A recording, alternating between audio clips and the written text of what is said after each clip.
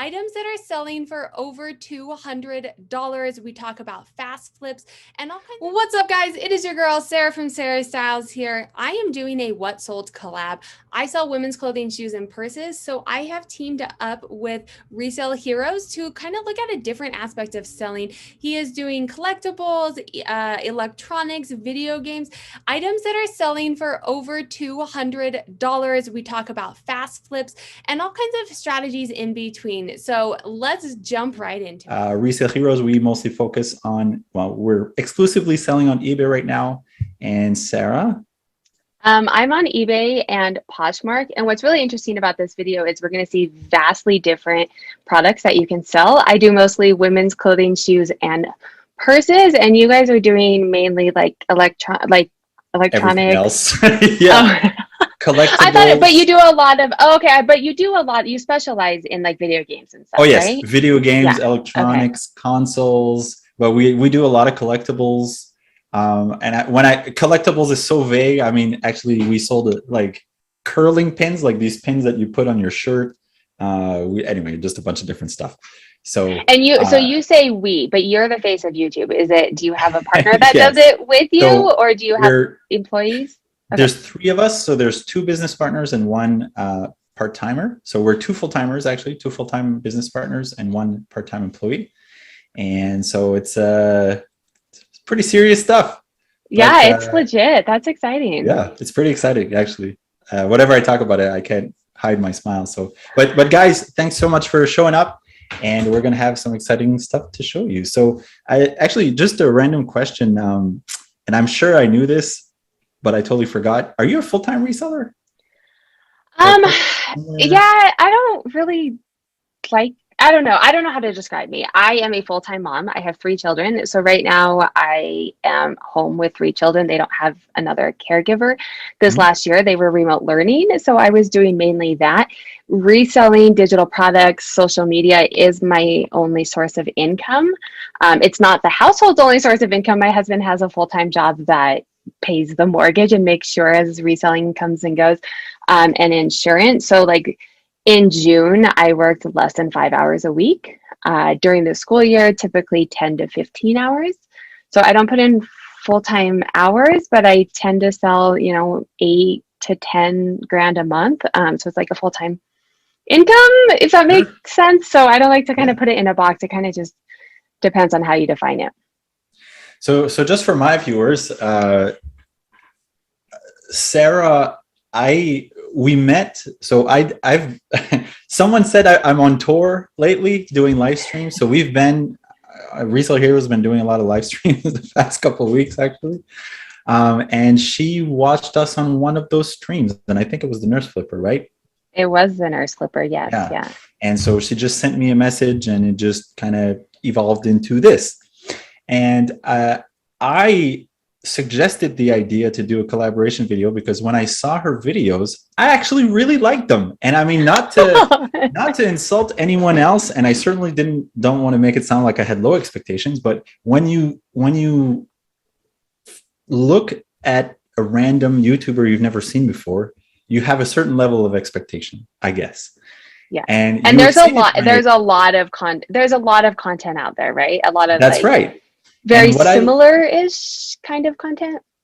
Yeah. So everybody's kind of got the same thing to say, just saying it in different words for the most part. But I felt that your content was different in the sense that you use a lot of data, you use a lot of numbers. And I found that really interesting because we love numbers. So I actually... Which is probably why I liked you on the Nurse Flipper, because I think I reached out to you and I was like, hey, I love listening, because you were like saying sell-through rates and average sale, and I was like, yeah, someone who's actually saying numbers on their channel, or well, numbers, it was Nurse Flipper's channel, but numbers are so important, and a lot of people that are starting out don't understand numbers, and we're not going to be talking about that much on this video.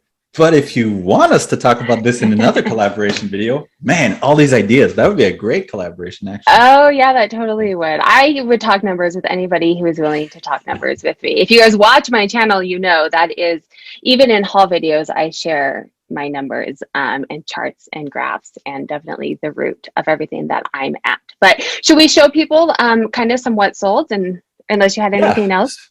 Might as well get to the heart of this video. So why don't you go first? They say ladies first is the way to go. Sure. All right. So I sell on Poshmark and eBay. Let me share my screen for you guys. I sell on Poshmark and eBay, so you're going to see a collaborative of the two. Can you guys see that? Yes. Is that showing? Okay. So if you follow me on my channel, if you're watching this and you know me, women's clothing, shoes, and purses, I do thrifted as well as liquidation. Liquidation was happening more last year because things were shut down. I'm getting more into thrifting. My return on thrifting, my sell-through rate, average profit is definitely higher because I can cherry pick what I want. I'm in Colorado. We get a lot of good thrifting. So this is a purse that was thrifted, and I pulled this one up and not only sold at a high price, $97. Coach is always one of my top brands. If you guys watch my channel, if you're new and you're following if you're new to me, Coach is definitely one of my top brands. Purses is always a top seller for me. What's great about this one though is it sold within 2 days of being listed. Cool. So $100 sale after 2 days. Definitely super stoked about that. Feel free if you have questions. I tend to talk really quickly. Yeah. How much did you pay for the purse? Like $5? Oh yeah, great question. No, so purses I actually have my data here, imagine that. But purses I usually pay up. I think my average cost of goods on purses is like $10. Sure. I thrift more than I do the bins, so my cost of goods tends to be a little bit higher. But I'm very limited on time, so it allows me to go like directly to the purses, directly to shorts. So this is American Eagle. It's a mall brand. Mall brands sell. $15 isn't very high, but it sold within like 3 hours of me listing it. And it was an offer. They offered me like 10. I think I had it listed at 20. They offered me 10, and we went back and forth. And I was like, okay, $15. It's been listed for 2 hours. I think I paid like $3 for it. You know, it's a profit. I can go from there. Let me do one more, and then we'll switch over. Sure. Well, actually, just to add to that, we have big items, big expensive items. We have a lot of small, inexpensive items, and all of that keeps people bouncing around in your store. And it gets you feedback, it gets you momentum, it gets the algorithms to recognize you more. And at the end of the day, having more stuff helps you have more sales. Even if, you know, we might be making $3, $4, $5 on a few things, it helps you sell those $100 items. Yeah, and I think you mentioned that. I think we were chatting about that in one of my videos, right? We were chatting about.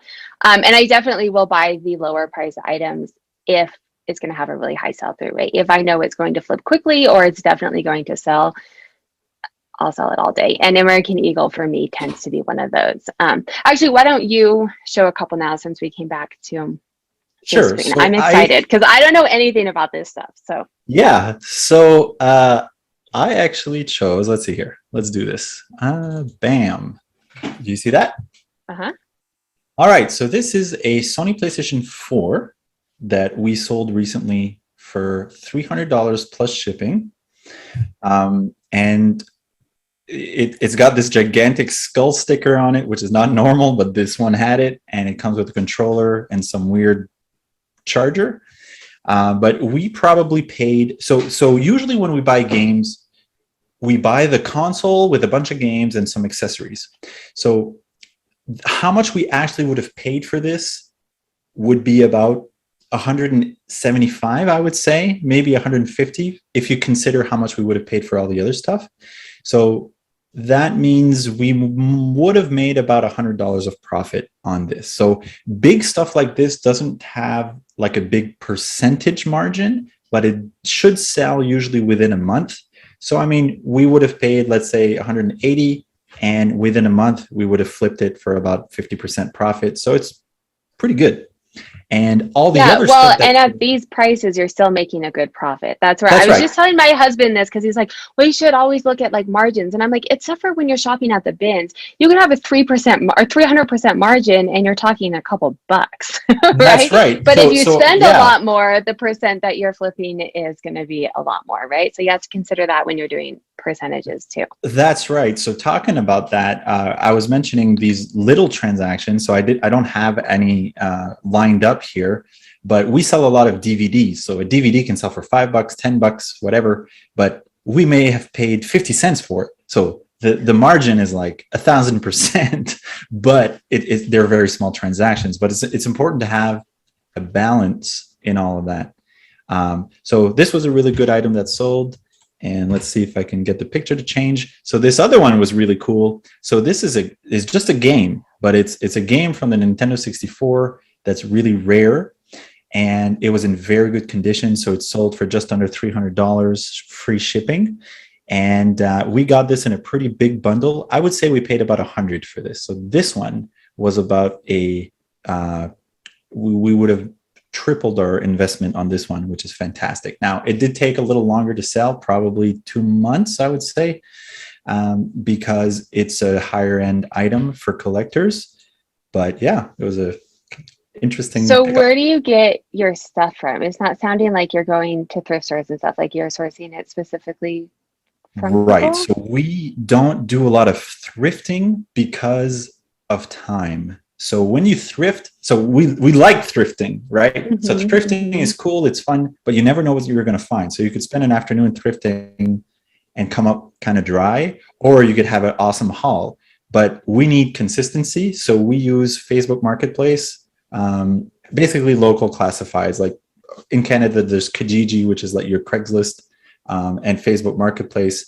And now that we've been doing this for about a year, we've accumulated like 5 or 6 suppliers, so local resellers who don't want to sell on eBay, but who want to offload 100 games or 300 games and just kind of clear inventory. And we will happily gobble all that up for a good price and sell it online. It's a lot of work. It's a lot of minutia, but that's where the money is. Yeah, it's interesting that you say that, because I did liquidation, where it is, buying store stock from places and last year was amazing because, everything was shut down and they didn't have stuff, and it came straight to me, but the profits were so much lower.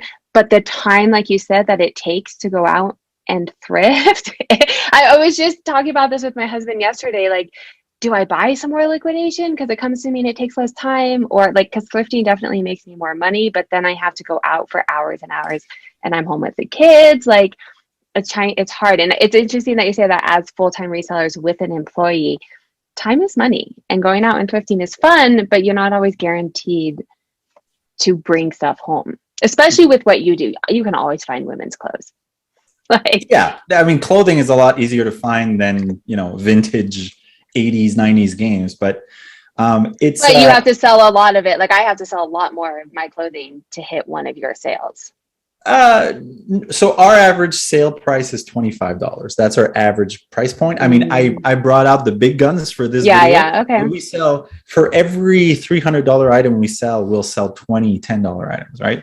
So, but it's important to have that balance in there. But it's an interesting point that you make, because when we first started out, you know what, maybe we will split this into 2 videos all in one sitting anyways, because we're having an interesting conversation here. Yeah. But so when we first started out, so resellers that are first starting out don't have a lot of money, but they got plenty of time.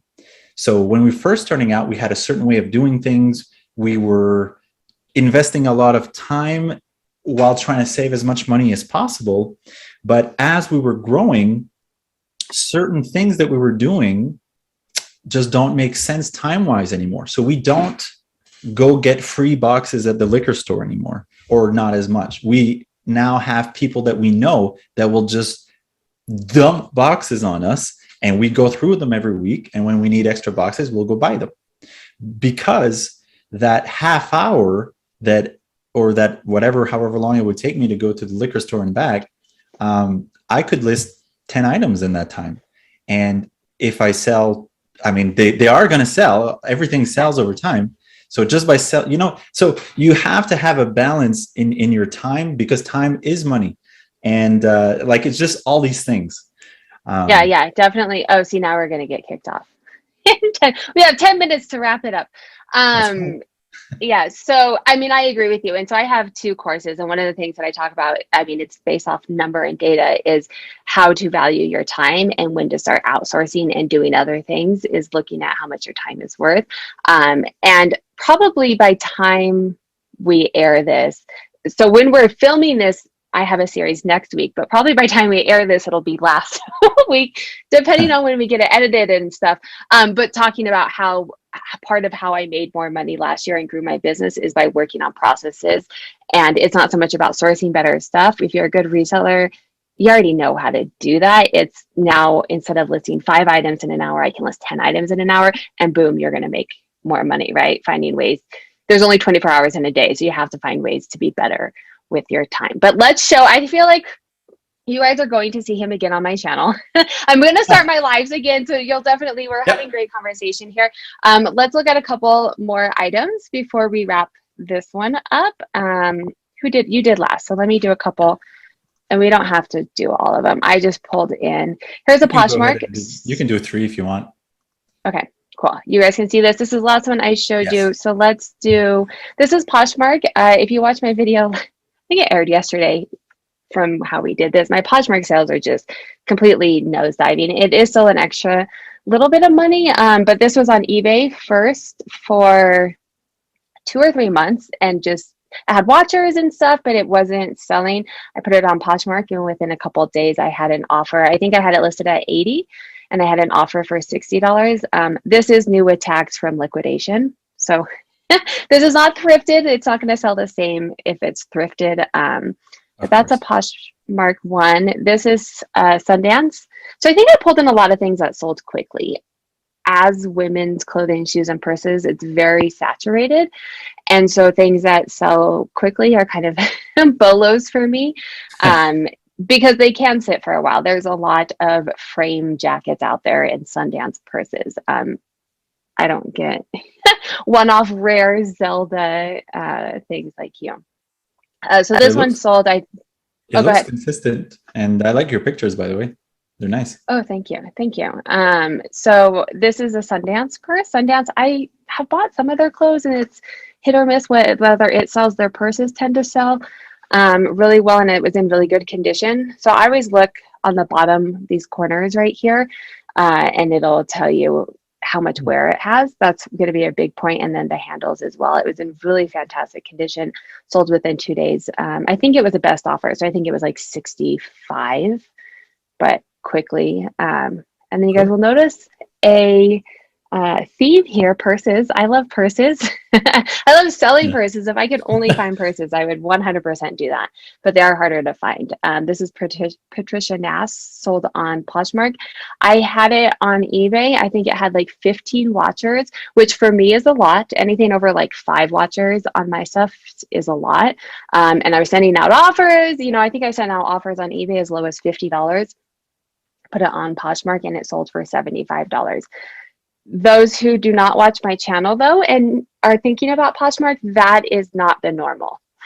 Normally, it's on eBay. I list it on Poshmark, and then it sits on Poshmark forever. I don't make, it's probably, I don't know, maybe like 20% of my sales are Poshmark, and the rest are eBay. So those were just 2 yay Poshmark sales this past week, but typically that's not the case. So I saw the price on that last one was originally $9.99. So what's that about? Oh, that's just, so on Poshmark they have like the original price, and then like how much you're selling it for, so that it's like, oh, you're getting this big discount. Yes. Okay. I have a virtual assistant who lists, and he doesn't know the price of things originally, so he just puts $9,999 for everything. It was not $1,000 purse originally. It was probably like, I know it probably is like a $200 or $300 purse. But no, not $1,000. Yeah. Cool. So let's see. I'll show a couple more. So you see that? That's my last one there. My husband is going to love watching this video. He totally geeks out on all this stuff. Oh, good. He's a gamer. He's yeah. Well, there's a good variety for everybody, right? So this here, it's got a bit of a story, but I'll try and keep it short. So we bought this from a gentleman several months ago. So this probably took, in all honesty, 3 to 4 months to sell. So an Xbox 360, this is the console with the box. It's a limited edition, comes with the game. Usually they're white or black, but this one is gray with the custom skin on it. So usually they sell for around $100, but we sold this one for $175 plus shipping. So it was some things are worth waiting for, right? But sometimes you want quick flips, but this is one that we decided to wait on. And I think I just decided to skip my story anyway, but that's fine. And this next one, this was a really cool find. This is a gaming console that we had never heard of before. And we bought this from basically our new supplier who's selling us some really cool stuff that we just met like a month ago or a month and a half ago. And it's called a Panasonic 3DO. So Panasonic, I don't know if this was early 2000s or late 90s, they came out with a console. And they were trying to compete with Sony and Nintendo and whatever, Sega. I guess it didn't really work out for them because I never heard of this before. But we sold this one. I think we accepted an offer for $200 on this, but we paid about $100. We bought it in this big bundle, so we doubled our money on this one. And if I just go back to the other one, this one I think we paid $80. So we like 2.5. Well, we pretty much doubled our money on this one as well. Yeah. So that's kind of what we shoot for. We try. So this one also came with other controllers and other games. So did this one. So the way that we price our offers when we try and buy things is we try to, let's say we get a bundle for $100. Well, we try to make it so that just by selling the console, like the machine, that we make all our money back. And then everything else that we sell, all the games and the accessories that we sell separately, that's where we make our big money. And I am going to go to the next one. So this is a $200 game. It's a Nintendo game. Again, super rare. It's called Dragon Warrior 4. We got this in a bundle from a guy. I think we paid $200 for about $800 of games. And so that would mean we paid about $75 for this one, and we sold it for about $200. So overall, it's in good condition, but it does have like ripping on the label. But it's so rare, and we just sold it. So again, we sat on this for about 3 months, but it sold for a really good profit, and we were pretty happy to send it out. So yeah. So how do you know? Because I'm not going to get down this path. I get the idea because I see videos like this, and I was like, yeah, I'm going to do electronics. I went to a garage sale and saw a Wii U and bought it, and then got home and was like, I don't want to deal with this. And I actually sold it to Drew Flips. Drew, do you know what I'm talking about? He's a YouTuber. Okay, he's a YouTuber, but he sells stuff, and he saw it and he was like, I will totally buy that from Drew. you. I'm like, cool, because I don't want to have to like test it, and it didn't have cords in it. Anyway, my question was, how do you know like which ones are worth a lot? I mean, obviously you've been doing it for a while, but do you have any like quick tips? Like, you're at the thrift store, we're going to get cut off, so make it fast. Zoom is going to kick us off. So that's a great question. And experience obviously is, the best teacher when it comes to this. But usually the older, the better, or really new stuff for cheap. But anything has value. When you're looking at games that are like CDs, it's really important to see if they're like super scratched, because if they're scratched, they probably won't work. So it might be worthless. Even a $200 game you can actually sell broken stuff, but I'm not going to get into that. Yeah. All right. So we got cut off because yay Zoom. So let's take it back a little bit. You were telling us a little bit about how you know what to find as far as electronics and games and stuff go. If you want to. So there's so many to look for. I'm just gonna name a few. Pokemon games obviously are very valuable. They can be worth anywhere between $40 and $200. Generally speaking, just the game, like a little cartridge, is worth a certain amount, but if you have the case and the manual, could be worth double depending on the game. Older games are usually worth more than like the newer generation games, but it just depends. So at the end of the day, you just kind of have to do a little bit of research, and as you do it, you'll learn. So for example, I know nothing about women's purses, but just like anything else, it's something that you can learn, right? Yeah. And if you guys want to learn it, go ahead and give him a yeah, go check follow out on her his channel. YouTube channel. There's all kinds of that on there. Yeah. I will, if you're watching this on my channel, I will link his information down below. Lots of great information for sure if you guys are wanting to get into this kind of market. I'm not the channel to be watching for that. I will help you learn your numbers. I will help you learn women's clothing and shoes.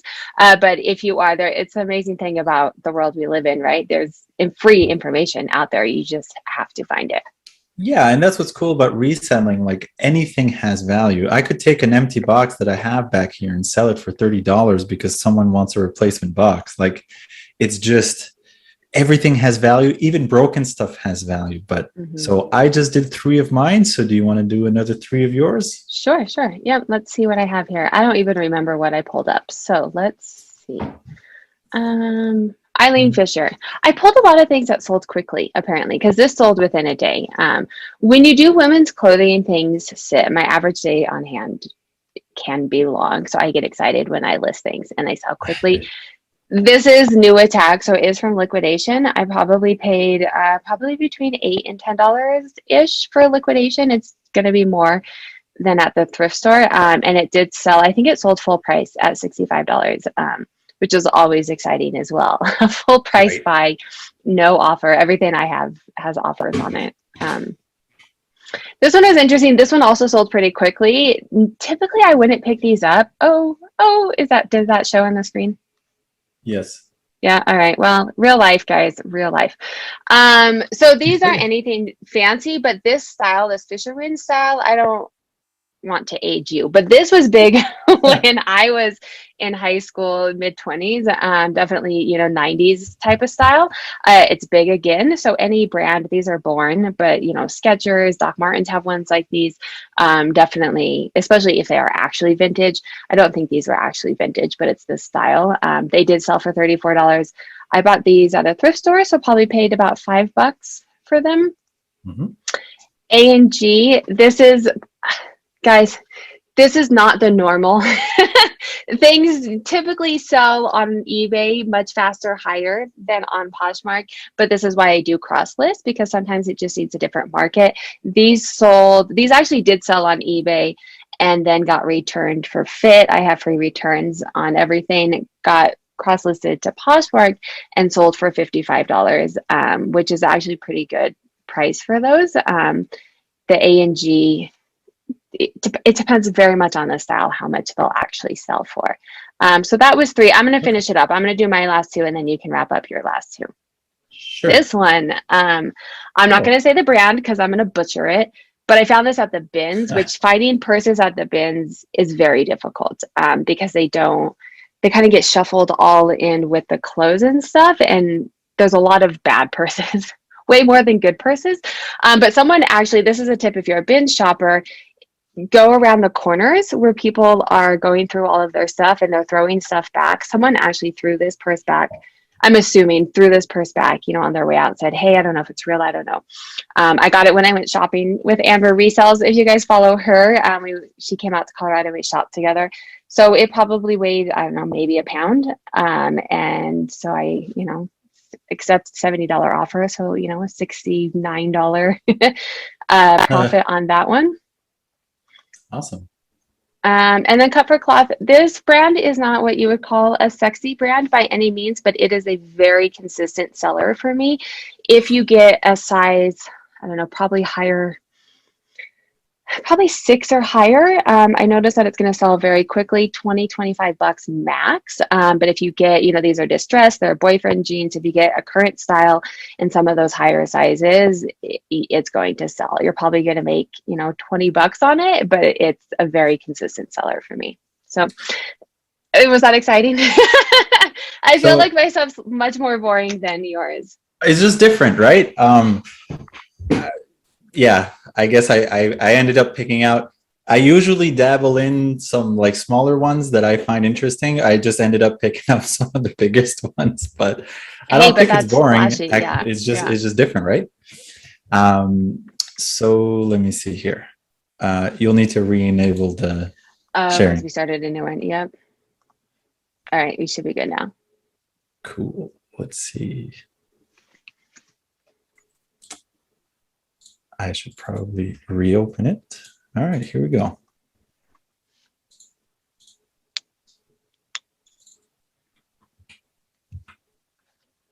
So you see that? We sold this. So anyone who likes like Marvel superheroes, like the Avengers and whatever, this is a Doctor Strange. And I actually got this at a local comic book store for half price because we had these weird coupons that you could buy anything in the store and get anything else for free. So we, of equal value. So we bought gigantic aliens from Alien versus Predator, I think. And we sold that one months ago. But this one's been sitting on a shelf for like 6 months, maybe a bit less. But so we finally sold it. Now, we sold it free shipping to the States. It actually cost us $63 to ship. So that hurt because it's actually really big. The figurine itself is 1.5 feet tall. Wow. And plus the box. And the guy asked us to put it in a box, like the triple. Yeah. Well, because it's new in box. So he probably wants to make sure it doesn't get, So, I mean, it's fine at this point. So with all the fees and whatever, I think we probably ended up only making about $20 on it, but we were happy just to make our money back. So there's some things that sometimes you just got to let it go. And just to get the money back so you can start flipping, because we thought this would sell a lot faster for more money, and you know it just didn't. It's still a cool item though. Like it was fun to have and fun to sell. This next one that I'm going to talk about. So this is 200 pieces of random stuff that other people might call garbage. And not to insult the person who bought this, but it's stuff that we actually almost threw out. They're just loose manuals, loose like games, DVDs that are scratched, like cover art for like DVDs and games, like just random stuff that really has no obvious value. But I'm like, you know what? We put all that stuff in a box, and when we have enough, we make a listing with it. And surprisingly enough, what someone else would throw out, we accept it. We didn't sell it for 225. We sold it for 175. But still, of stuff you were going to throw away. That's right. So we basically sold it for like 75 cents per piece, per whatever, for, I don't want to call it garbage, but for stuff that really doesn't have that much value, but to the right person, anything has value. Oh, plus $25 shipping. Yeah. So it was 175 total. So 150 plus 25 shipping. So it's cool, you know, like it's like you're. So did you list everything out? Like all these pictures or was it like, here's an example and then everything else is? So there, if you look a little lower, so we did have 12 pictures, and I pictured like 3/4 of it, and I said this is a faithful sample of what you're going to get. Everything you see in the pictures and more is what you're going to get, but you get the idea. So like just in this picture there's like 6 of the same one. And it's stuff that we, you know, I think it's the guy who bought it, I think owns a pawn shop somewhere in the country. So I mean, I don't know, it has value to him. So he's going to do something with it. And he actually bought our last 2 or 3 bundles that we had like this. So that's pretty cool. So yeah, it's interesting. It's just a creative way, instead of just throwing things out, that you can sometimes squeeze money out of it. And we've made bundles with broken controllers that are missing buttons and that they don't turn on. But I mean, obviously you have to list it that way. You have to explain that they don't work. And you can't sell it for big money, but it's better than just throwing it out. Well, and then it's not just going to a landfill too, right? Like that's right. we're in it to make money, but like also there's another aspect of our job that is getting things out of landfills and getting it to the right person that will use it. Correct. And here's another example. So I chose these two specifically because these are 3 PlayStation 3s, Sony PlayStation 3s. Each of them are worth about $120, but none of, if they would work, but they don't work. All of them have problems. We basically said in the listing, we don't know what's wrong with them. We didn't bother testing them, but they don't turn on. So we sold this we accepted an offer from $125. So a broken or not working console is usually worth $30 to $40. But in Canada, shipping's pretty expensive. So if we have to pay $15 to $20 to ship it, I mean, it's not really worth it to just sell one. So now we bundle them together whenever we can. And then we only have to pay the shipping once. So that's kind of another trick that we do. So instead of selling one controller, we'll sell 2 at a small discount. So it's a better price for the consumer, but we also save money because we don't have to pay the shipping twice. So it's just one of those things. Do you ever get like bad reviews or negative, or because I mean, obviously you're saying that, but I know in my stuff people don't read. And then would like, because I've had people who say they sell one shoe and then they get one shoe and we're like, oh, I thought this was the pair, and then they get a negative comment. Yeah, even though it was their fault, they don't read. Do you guys ever get any issues like that? Or? There is some occasions of that, but I mean, if you look at all the pictures, you're going to see that they're dirty, that they've been opened. It says it in the title that they're for parts. It says it in the description and in the condition. So I mean, and then eBay will take it off, right? Just for new people out there, eBay, as long as everything's in the description and it's that's right. So I mean, inaccurate. We've only ever had it happen once, I think. Like, okay, so what happens to us the most often is that sometimes we'll sell. So rare games. The game has value, the case has value, and the manual has value. Usually they have more value all put together, but sometimes we don't have all the pieces, so we sell the pieces separately.